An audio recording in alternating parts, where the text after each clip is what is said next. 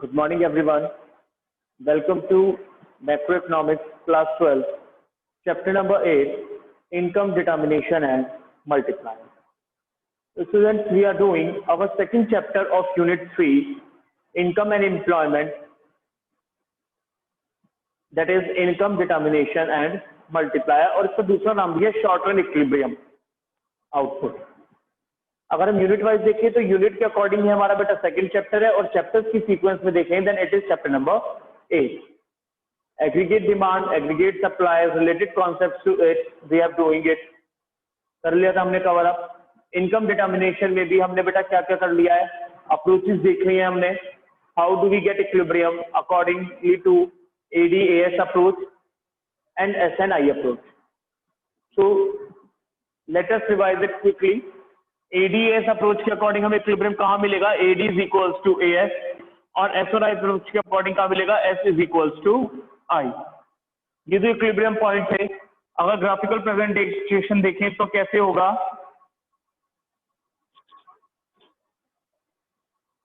AS AD जहां ये intersect कर रहे थे that point is E equilibrium. इसी लाइन को नीचे ले आए थे डॉटेड बनाकर. I इन्वेस्टमेंट, तो ये पॉइंट इक्विलिब्रियम होना चाहिए, तो सेविंग कर्व हमने यहां से ड्रॉ कर दिया था. तो ये इक्विलिब्रियम है. ये दो चीजें हमने कर ली थी दोनों के according, X axis Y axis, X axis और आपका वाई एक्सिस. तो ये दोनों ग्राफिकल प्रेजेंटेशन है, ADAS अप्रोच, SNI अप्रोच. हमें पता है इक्विलिब्रियम से पहले और इक्विलिब्रियम के बाद डिसइक्विलिब्रियम होता है. इक्विलिब्रियम से पहले AD ज्यादा है, AS कम है. इक्विलिब्रियम से पहले यहाँ पर I ज्यादा है और इक्विलिब्रियम के बाद S ज्यादा है. तो दोनों लेवल डिसइक्विलिब्रियम की है.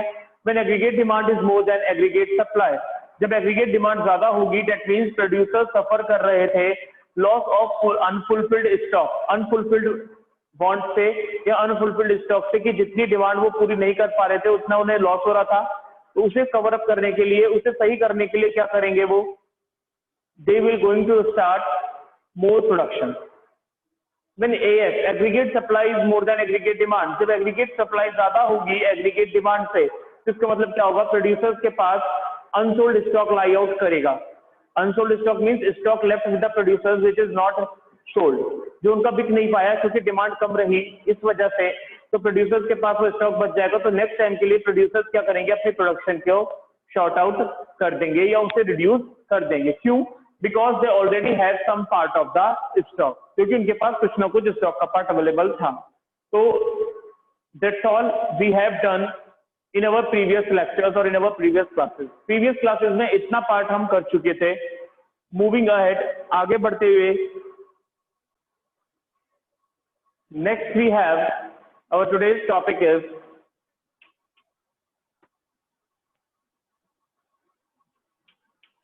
possibilities of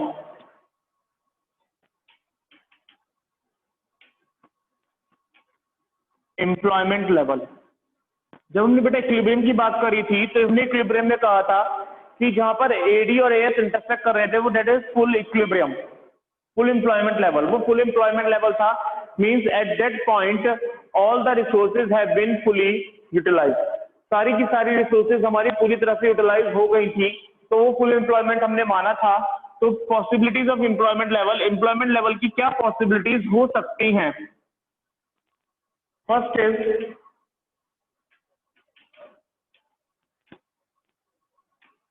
full employment equilibrium.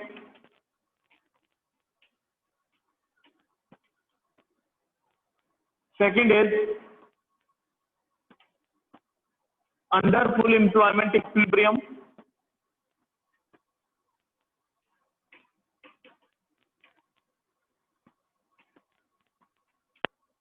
And the third is over full employment equilibrium.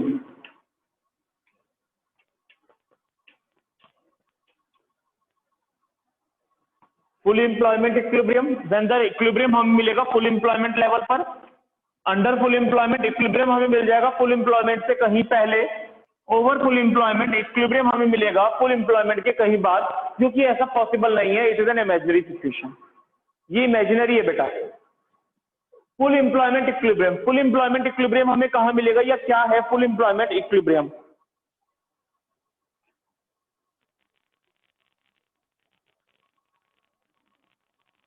ये एक ऐसी सिचुएशन होगी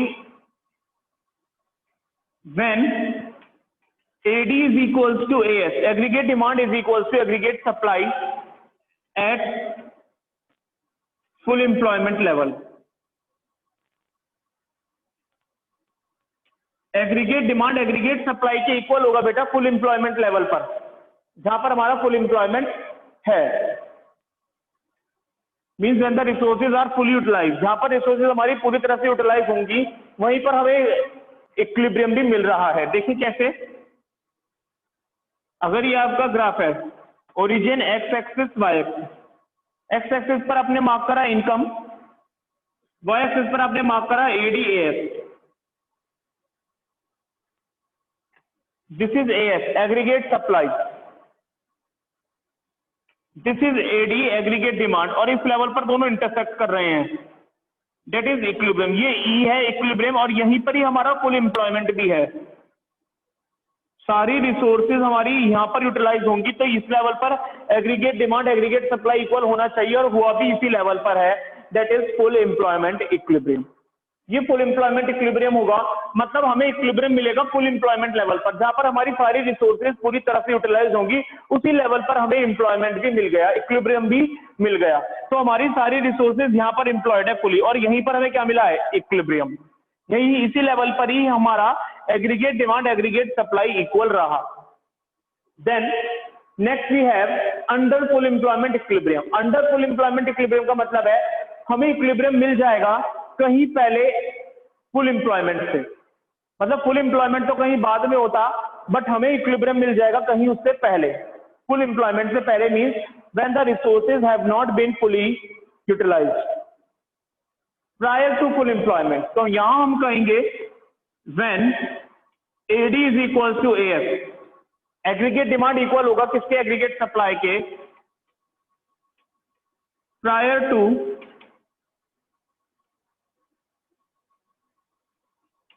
फुल एम्प्लॉयमेंट, फुल एम्प्लॉयमेंट से कहीं पहले। इसका मतलब क्या है, अभी हमारी रिसोर्सेज पूरी तरह से एम्प्लॉयड नहीं हुई थी। देखें कैसे होगा, this is aggregate supply, AS जो ओरिजिन से गया, दिस इज AD, और ये पॉइंट है आपका बेटा फुल एम्प्लॉयमेंट का, डेट इज फुल एम्प्लॉयमेंट, कि पूरा एम्प्लॉयमेंट यहां होगा, रिसोर्सेज हमारी पूरी तरह से यूटिलाइज यहां होंगी, all the resources have been fully utilized at this level. But equilibrium हमें मिल रहा है कहीं इससे पहले। इससे pहले का मतलब क्या है कि अभी हमारी सारी पूरी रिसोर्सेज एम्प्लॉयड नहीं हुई थी। मींस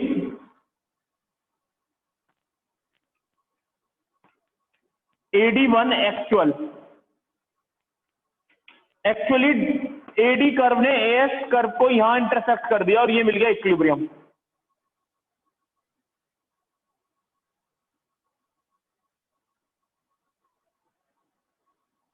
एग्रीगेट डिमांड इक्वल हो गया किसके, एग्रीगेट सप्लाई के, और यहां मिल गया हमें इक्विलिब्रियम।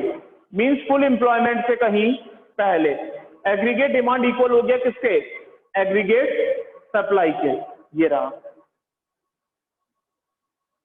मींस सभी रिसोर्सेज को पूरी तरह से एम्प्लॉयड करने से पहले।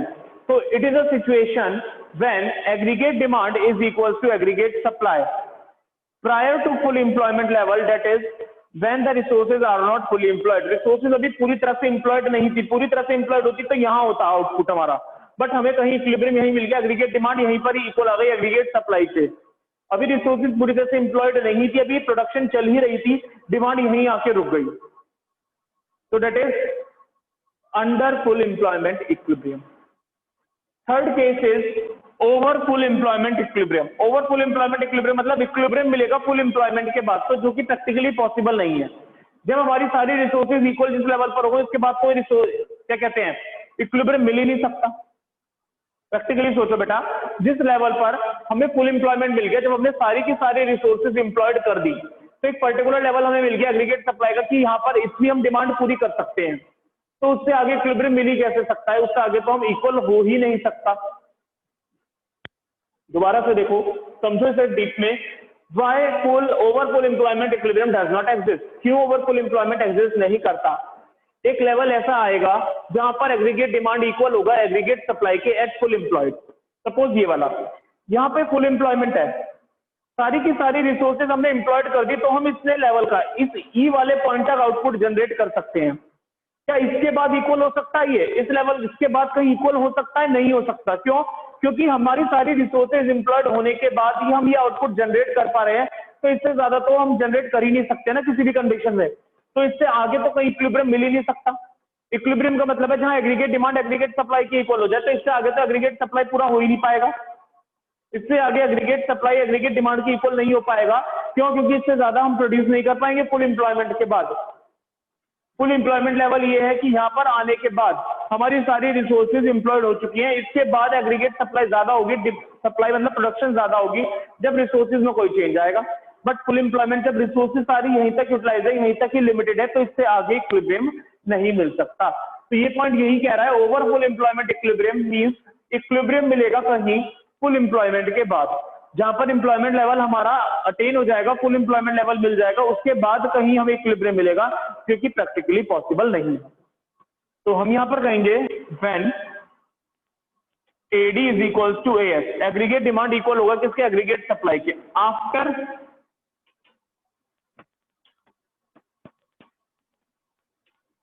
फुल एम्प्लॉयमेंट, फुल एम्प्लॉयमेंट के कहीं बाद।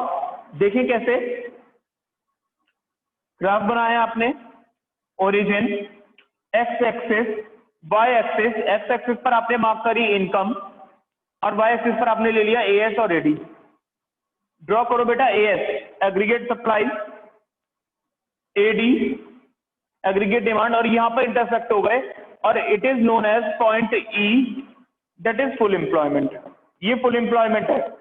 जब आप सारी रिसोर्सेज को एम्प्लॉयड कर दोगे तो यहां पर aggregate demand aggregate supply equal होंगे, बट हमें इक्विलिब्रियम मिल रहा है कहीं इसके बाद, यानी एग्रीगेट डिमांड ज्यादा आई होगी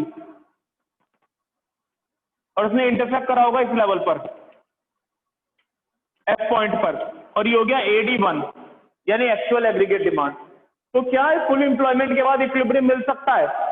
फुल एम्प्लॉयमेंट के बाद जबकि हमने सारी रिसोर्सेज लगा दी, रिसोर्सेज लगाने के बाद जो प्रोडक्शन होगी उसके आगे जो डिमांड आएगी, क्या हम उसे फुलफिल कर सकते हैं? नहीं कर सकते। क्यों?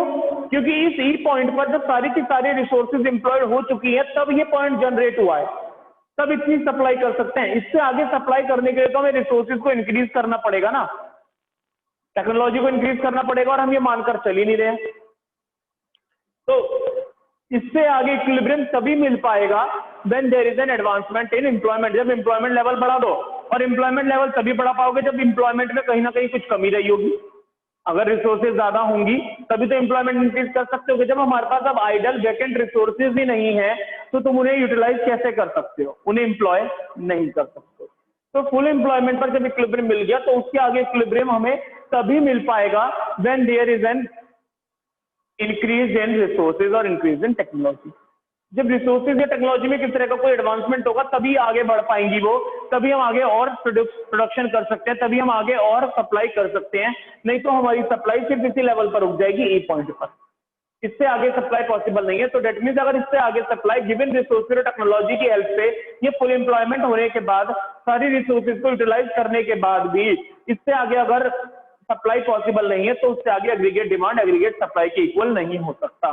तो ऐसी कंडीशन एग्जिस्ट जनरली प्रैक्टिकली नहीं करती। तो ये थी तीन conditions, possibilities of employment level की पॉसिबिलिटीज, फुल एम्प्लॉयमेंट इक्विलिब्रियम, जो यहाँ पर फुल हमारा फुल एम्प्लॉयमेंट है, जहां पर हमारी सारी रिसोर्सेज एम्प्लॉयड है, वहीं हमें इक्विलिब्रियम मिला।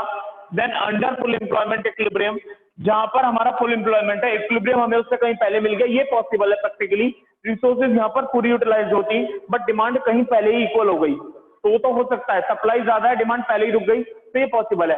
बट ये पॉसिबल नहीं है कि सप्लाई कम है और डिमांड ज्यादा हो जाए, फिर भी दोनों इक्वल हो जाए। तो over full employment equilibrium practically possible नहीं है। तो this is the concept of possibility of employment level की एम्प्लॉयमेंट लेवल की पॉसिबिलिटी कैसे हो सकती है। इक्विलिब्रियम हमें एम्प्लॉयमेंट लेवल के अकॉर्डिंग कहां कहां मिल सकता है। हमें फुल एम्प्लॉयमेंट पर इक्विलिब्रियम मिल सकता है, हमें फुल एम्प्लॉयमेंट लेवल से पहले इक्विलिब्रियम मिल सकता है, और हमें फुल एम्प्लॉयमेंट के बाद इक्विलिब्रियम मिल सकता है, जो ये कह रहे हैं, बट ऐसा प्रैक्टिकली पॉसिबल नहीं है। तो इतना सभी को क्लियर हुआ होगा।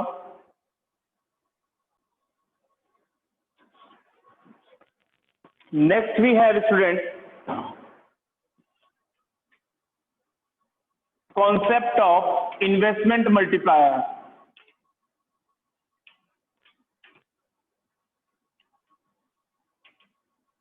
या कॉन्सेप्ट ऑफ मल्टीप्लायर ये भी कह सकते हो। तो जो बेटा हमारा चैप्टर है ये income determination and multiplier, income तो डिटरमाइन हमने कर लिया इक्विलिब्रियम लेवल आउटपुट का। अब मल्टीप्लायर देखते हैं कि मल्टीप्लायर का कॉन्सेप्ट क्या है। तो what is multiplier? Keynes believed, Keynesian theory पढ़ी थी हमने स्टार्टिंग में, शॉर्ट रन इक्विलिब्रियम, याद है सभी को? कीन्सियन थ्योरी ने क्या कहा था? Technology is assumed to be constant, technology को हमने कांस्टेंट माना था, और there is no change in technology, technology में किसी तरह का कोई चेंज नहीं था। आउटपुट इंक्रीज होता है सिर्फ एम्प्लॉयमेंट लेवल से। आउटपुट किससे इंक्रीज होता है? सिर्फ एम्प्लॉयमेंट लेवल से। When there is an increase in employment level then the output will going to be increase. तो कीन्स बिलीव्ड, कीन्स का ये मानना है that an increment in investment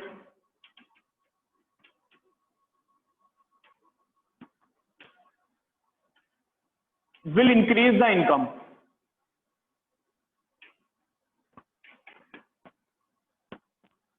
Keynes का ये मानना है बेटा कि अगर इन्वेस्टमेंट में किसी तरह का कोई इंक्रीमेंट होता है, अगर हमारी इन्वेस्टमेंट बढ़ती है तो हमारी इनकम बढ़ती है, will increase the income by many times, उससे कहीं ज्यादा। कैसे? प्रैक्टिकली देखो, हमने कहा था AD is equal to C plus I. AD किसके equal? Aggregate demand is equal to C plus I, consumption plus investment. अगर हम अपना पैसा कहीं भी इन्वेस्ट करते हैं तो हमें कहीं ना कहीं कुछ रिटर्न्स तो मिलते हैं, हमारी इनकम रिटर्न्स के फॉर्म में कुछ बढ़कर हमारे पास आती है, तभी तो इन्वेस्टमेंट करते हो। इन्वेस्टमेंट का मतलब क्या है? निवेश करना, अपना पैसा कहीं इन्वेस्ट कर देना। क्यों करते हो इन्वेस्ट अपना पैसा? जिससे हमें उस पर कुछ हाई रिटर्न्स मिले, जिससे हमारा पैसा हमें बढ़कर वापस मिले, इंक्रीज होके वापस मिले। अगर इन्वेस्टमेंट करने से हमारा पैसा इंक्रीज ही ना हो, अगर हमारी मनी की वैल्यू इंक्रीज ना हो, उसमें किस तरह का कोई इंक्रीमेंट ना हो, तो अपना पैसा कहीं इन्वेस्ट करोगे? नहीं करोगे, अपना पैसा अपने पास ही उठाकर रखोगे। तो कीन्स ने ये कहा कि अगर इन्वेस्टमेंट में किसी तरह का कोई इंक्रीज आता है या इंक्रीमेंट होता है तो इनकम हमारी उससे कहीं ज्यादा बढ़ जाती है, जिसे हम कहते हैं मल्टीप्लायर। तो multiplier means, multiplier refers to the ratio of change in income due to change in investment। multiplier refers to the change in income due to change in investment। हमने जब अपना पैसा कहीं इन्वेस्ट कर दिया, यानी अगर हमारी इन्वेस्टमेंट में किसी ना किसी तरह का कोई इंक्रीमेंट या इंक्रीज हुआ है तो हमारी इनकम उससे कहीं ज्यादा इंक्रीज होगी। तो इनकम का जो ये इंक्रीज था या इनकम में जो ये चेंज आया, it is just possible only because of the change in investment. ये इनकम में चेंज पॉसिबल हुआ इन्वेस्टमेंट के चेंज की वजह से। अगर हमारी इन्वेस्टमेंट ही चेंज ना हुई होती तो ये इनकम भी चेंज नहीं होती। तो मल्टीप्लायर का मतलब है कि how many times the income multiplied by the change in investment. Investment में चेंज आने की वजह से हमारी इनकम कितने टाइम चेंज हो जाएगी, कितने गुना बढ़ जाएगी। तो मल्टीप्लायर का फॉर्मूला होगा, या मल्टीप्लायर की बेटा डेफिनेशन हुई, ratio of change in income due to change in investment. Investment में चेंज आने की वजह से इनकम में क्या चेंज आएगा। इट इज डिनोटेड बाय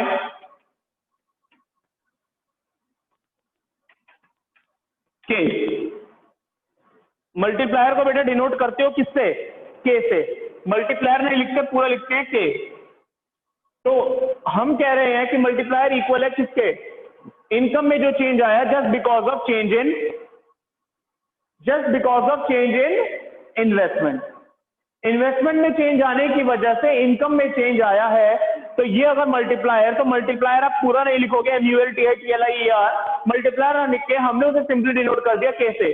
जैसे आप कंजम्पशन को डिनोट करते हो सी से, इन्वेस्टमेंट को डिनोट करते हो आई से, same exactly similarly multiplier is denoted as k। तो k का एक सिंपल सा फॉर्मूला हुआ k is equal to delta y upon delta i। k is equal to delta y upon delta i। It is the first formula. पहला formula है k का, k is equal to delta y upon delta i। Multiplier equal होगा किसके, investment में change आने की वजह से इनकम कितने, इनकम में जो चेंज आया कितने टाइम चेंज आया, तो delta y that is change in income, delta i that is change in investment.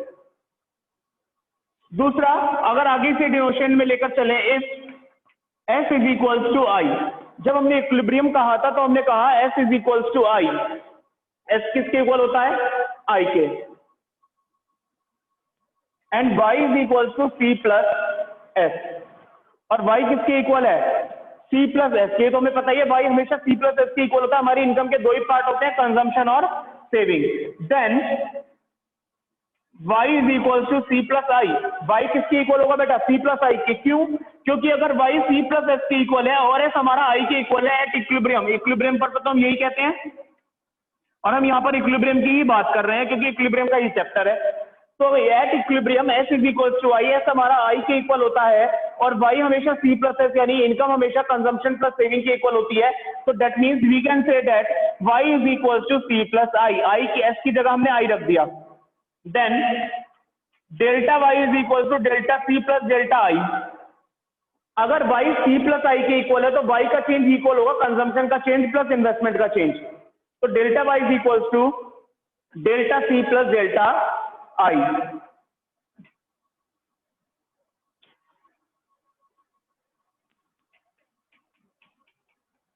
Dividing both sides by delta y, दोनों तरफ से बेटा डेल्टा y से डिवाइड करो। तो delta y divide by delta y is equal to delta c divide by delta y plus delta i divide by delta y। Clear, इतना सभी को समझ आया होगा। s i के इक्वल है इक्विलिब्रियम लेवल पर, और y हमें पता है c प्लस s के इक्वल होता है। तो y को हम कह सकते हैं y is equal to c plus s, then y is equal to c plus i, क्योंकि s इक्वल होता है i के। अगर y c प्लस i के इक्वल है तो डेल्टा y किसके इक्वल होगा, डेल्टा c और डेल्टा i के इक्वल होगा। अगर delta y delta c delta i के इक्वल है और मैं दोनों साइड को, लेफ्ट और राइट साइड को डेल्टा y से डिवाइड कर दूं तो क्या बनेगा, delta y divide by delta y, delta c divide by delta y और delta i divide by delta y। Delta y divide by delta y is equal to 1। Delta c delta y को divide करोगे तो क्या बनेगा बेटा, formula है किसका, ये MPC का।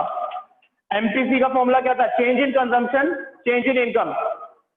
तो डेल्टा y किसका फॉर्मूला है, MPC का, plus delta i upon delta y। Delta i upon delta y किसका फॉर्मूला है बेटा, यहाँ देखो k का फॉर्मूला क्या था, delta y upon delta i। अगर मैं i को ऊपर ले जाऊं और y को नीचे ले आऊं, रेसिप्रोकल कर दूं, तो delta i upon delta y हो गया। तो k का भी मुझे क्या करना पड़ेगा, रेसिप्रोकल करना पड़ेगा। नहीं आया समझ में, दोबारा देखो, यहाँ फॉर्मूला है बेटा delta i upon delta y। मेरे पास तो जो फॉर्मूला है वो है delta y upon delta i।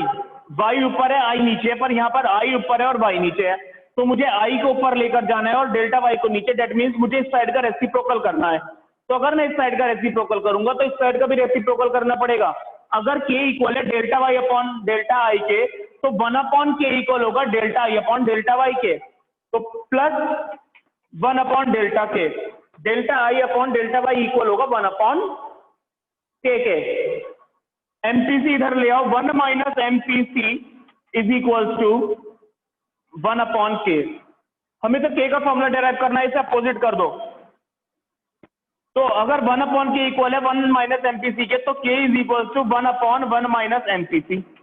That is your second formula. ये डेराइव हो गया सेकेंड फॉर्मूला आपका। दूसरी चीज बेटा हमें पता है MPC प्लस MPS इक्वल होता है 1 के, और 1 minus MPC is equal to MPS।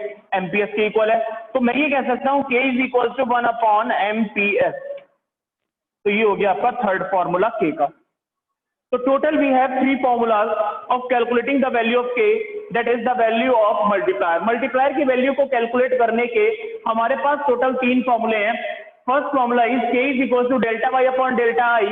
second formula is k is equals to 1 upon 1 minus MPC, and the third formula is k is equals to 1 upon MPS. एक बार derivation दोबारा देखें. If k is equals to delta y upon delta I, and we are saying that s is equals to I or y is equals to c plus s, so then y is equals to c plus I. y किसके equal होगा बेटा? c plus I के, क्योंकि s equal है I के. अगर y c plus I के equal है, that means delta y equal होगा delta c plus delta y के. दोनों साइड को अगर मैं डेल्टा y से डिवाइड कर दूं तो delta y divide by delta y, delta c divide by delta y और delta I divide by delta y. Delta y divide by delta y बन जाएगा 1 is equal to delta c divide by delta y बन जाएगा आपका MPC, और delta I delta y को divide करोगे तो ये फॉर्मूला है 1 अपॉन k का. MPC बेटा इधर आ गया तो 1 minus MPC is equal to 1 upon k, दोनों को रेसिप्रोकल कर दिया तो k इक्वल हो गया 1 अपॉन 1 माइनस MPC के सेकंड फॉर्मूला. दूसरा हमें पता है MPC plus MPS is equal to 1 और 1 minus MPC is equal to MPS. 1 में से अगर MPC की वैल्यू माइनस कर दूं तो MPS बच जाएगा. तो मैं ये कह सकता हूँ k is equal to 1 upon MPS. So here it is the concept of investment multiplier, or simply we can say it multiplier, denoted as k, and the value of multiplier can be calculated by using the any of the above formula, any of the three formulas. तीनों formulas में से बेटा कोई भी formula use करके आप k की value निकाल सकते हो. डिपेंड्स अपॉन द क्वेश्चन कैसी इंफॉर्मेशन हमें प्रोवाइड करा रहा है. बस k is equal to delta y upon delta I ध्यान रखेंगे, k is equal to 1 upon 1 minus MPC ध्यान रखेंगे, और k is equal to 1 upon MPS ध्यान रखेंगे. तो here these are the formulas of calculating the value of k.